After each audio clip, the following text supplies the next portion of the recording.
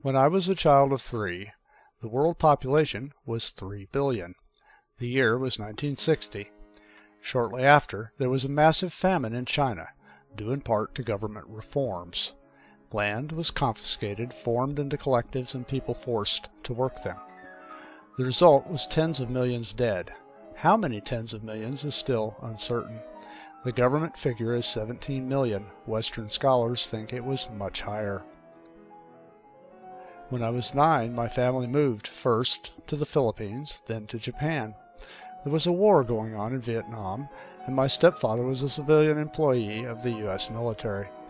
In Manila, I saw palm trees and had my first look at third world living conditions.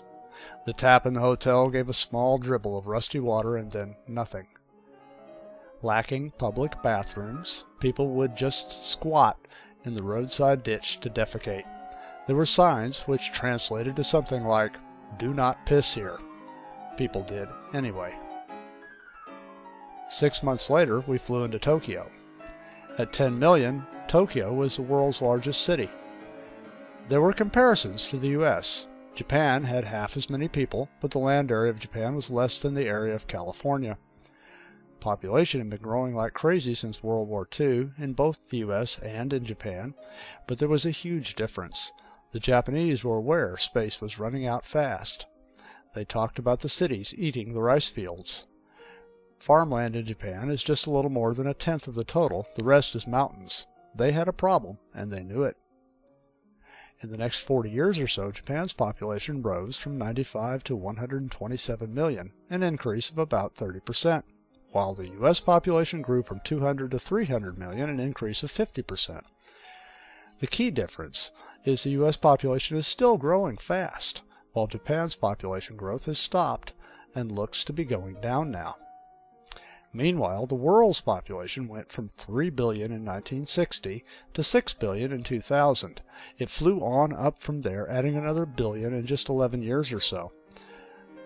People will tell you that the growth rate is falling, that it peaked in the 1960s, a bit over 2%. It is now something like 1.2%. It's just wonderful the growth rate is falling, but here's the really important thing watching this falling rate distracts us from. The population is still rising fast. Let's do the math. 7 billion times 1.2% is 84 million. 84 million babies. Care to guess how many diapers they might need? Let's say 3 per day, roughly 1,000 diapers per year per baby. They have to be made, shipped, purchased, changed, and thrown away. 84 billion diapers, just for that year. Growth rate falling argument just pisses me off. It obscures the fact that we are still growing, and there are already way too many people. The U.S. is filling in the open country with strip malls and housing additions. Highways are turning into parking lots. Consider this. China has 1.3 billion people, many of whom would like to trade in that trusty old bicycle for a brand new car. They have the money to do it now in ever-growing numbers. China has already ruined their environment. Now they are making things worse with auto pollution. China builds 2 coal-fired power plants every week. The stage is set for another record-setting famine. I expect India will beat them to the punch. At least in China, they have the growth rate somewhat under control at 0.5%. Not India. They have 1.2 billion, give or take a few. In 1975, they had half that many people. Average growth rate 1.94%, still out of control. When you look at a set of data, it is important to keep things in perspective. By cherry picking, you can make data say almost anything you want. For accuracy, I like to stand back and look at the big picture. To get the true story, you need to look at the last 200 years. The trend is easy to see. And this wouldn't be a problem if the food supply were able to grow fast enough to keep up, but it just can't. Farmland is not growing. It and the rest of the environment are being ruined. Food is limited. We have no meaningful food reserve. What will we do when demand outstrips supply? Japan stopped their population growth because the majority of people became aware of the problem, and the solution was obvious: reduce the birth rate. It was the only rational thing to do. The rest of the world must do the same. It's a no-brainer.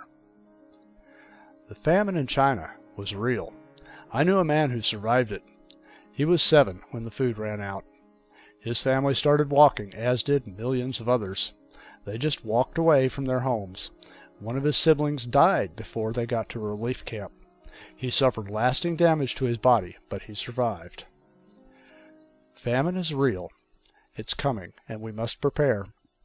Create a food reserve and stop population growth. Clean up our act, and never take food security for granted again. Complacency, in the face of these facts, is suicide.